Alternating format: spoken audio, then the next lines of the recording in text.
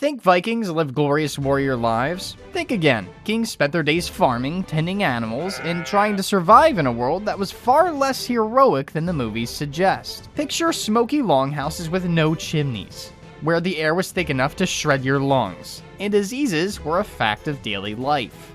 Their diet was so bland that modern instant oatmeal would seem like a luxury, and starvation was always lurking around the corner. And if you're picturing your favorite Viking hero in a horned helmet, you might want to sit down for this one, because that iconic look is pure opera fiction. The reality of Viking life, from what they wore to how they survived, is a lot less glamorous than you've been told. Let's clear up one of the biggest misconceptions about Vikings right away: the horned helmet. The image is everywhere: movies, cartoons, even sports mascots.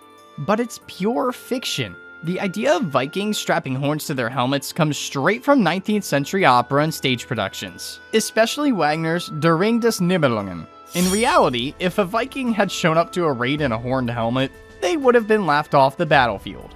Archaeologists have never found a single Viking helmet with horns. The only complete Viking helmet ever discovered, the Gjarmundbu helmet from Norway, is a simple iron cap with a rounded dome and nose guard, built for protection, not for show.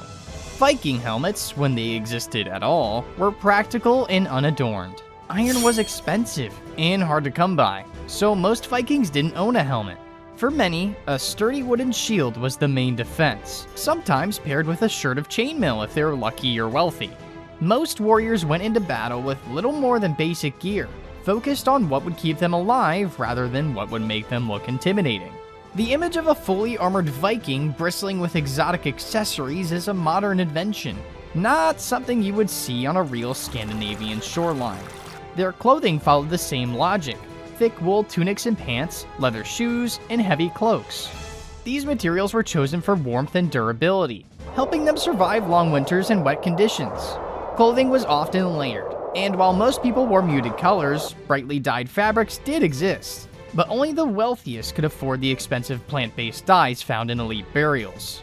For the majority, practicality was the rule. Their outfits were built to last, not to stand out.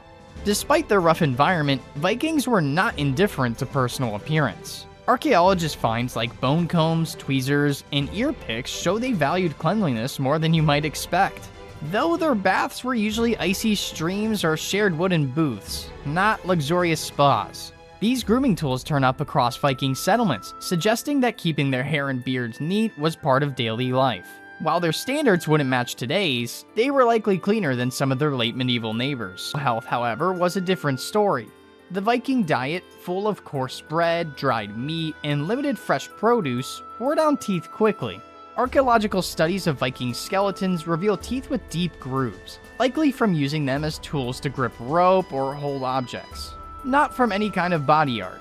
Cavities, abscesses, and tooth loss were common, and there was no real dental care to speak of. If you had a toothache, your options were limited and painful. The evidence of worn and damaged teeth paints a clear picture of daily hardship. So, while Vikings took some care with grooming, most would not fit today's standards of health or beauty. Their faces were marked by wind, sun, and hard labor.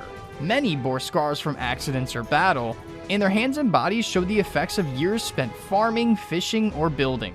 The reality was closer to a weather-beaten laborer than a storybook hero.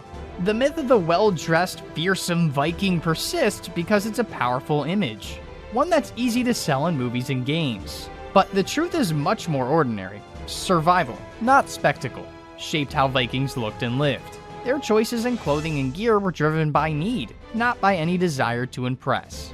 And if you think their appearance was tough, it's nothing compared to where they spent most of their lives.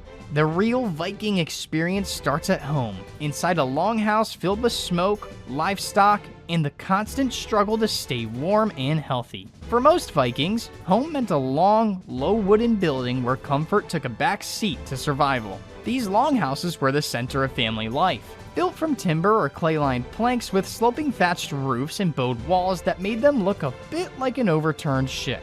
Everything and everyone fit under one roof.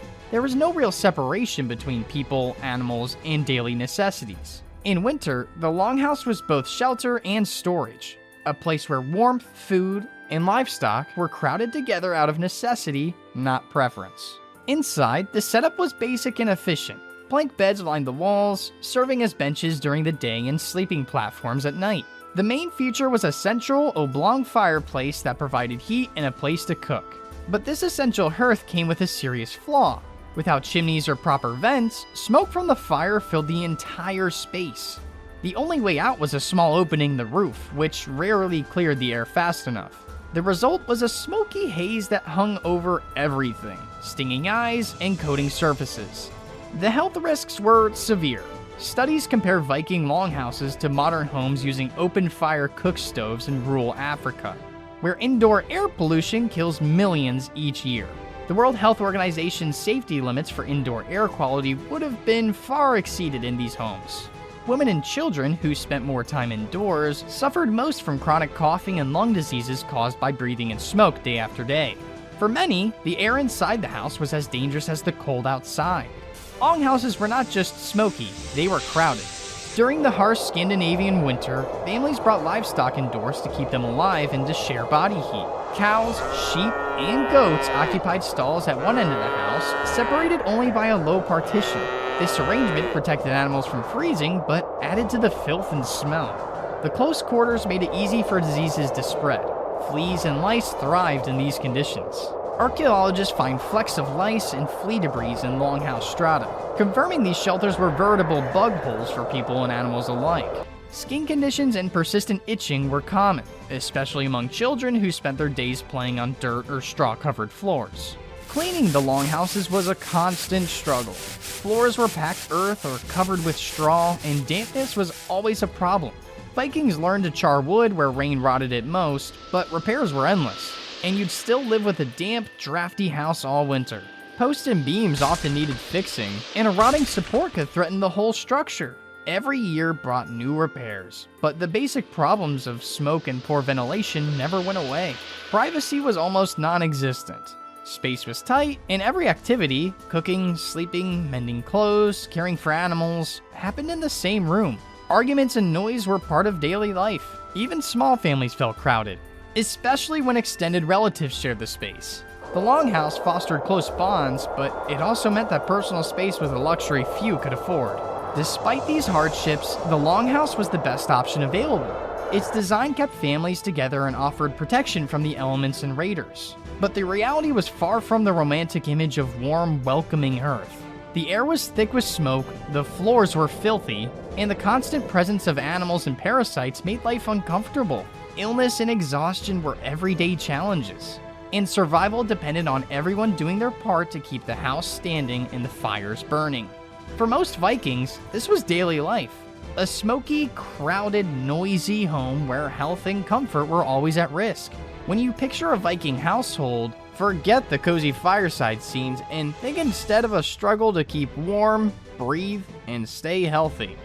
And as for what they ate in these conditions, the reality is just as far from the legends as their homes were. Daily Viking meals centered on necessity, not celebration.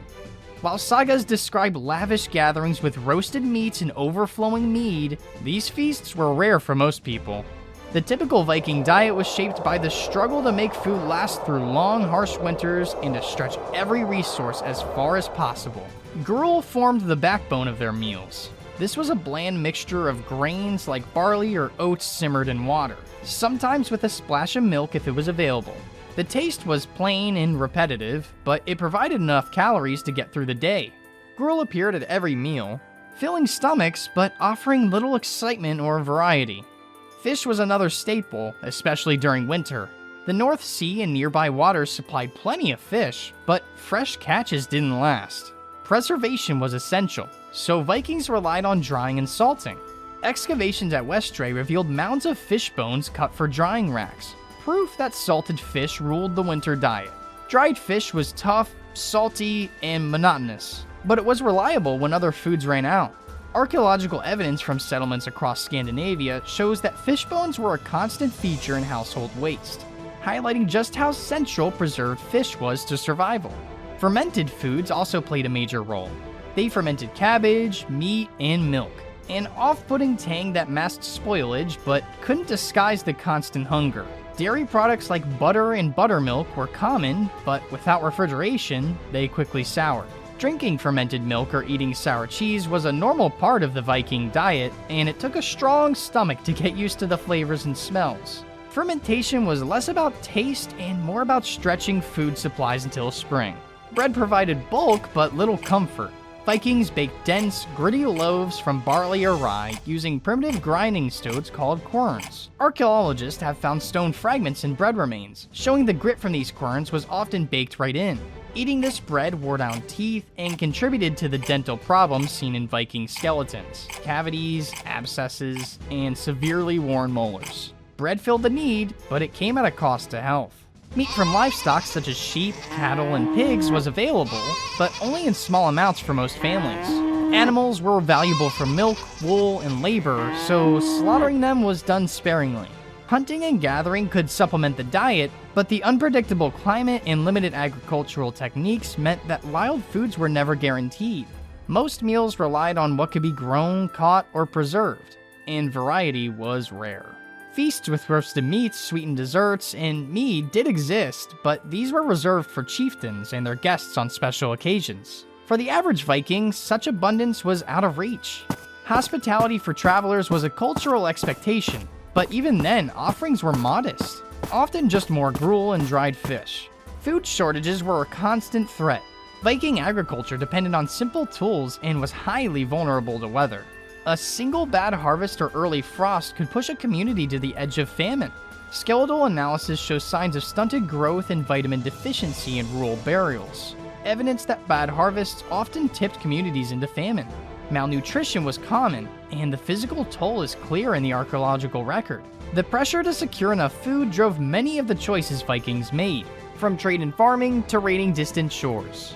For most Vikings, eating was about endurance, not enjoyment. Meals were repetitive, portions were small, and the risk of going hungry was always present. The diet was a daily reminder of how hard life could be.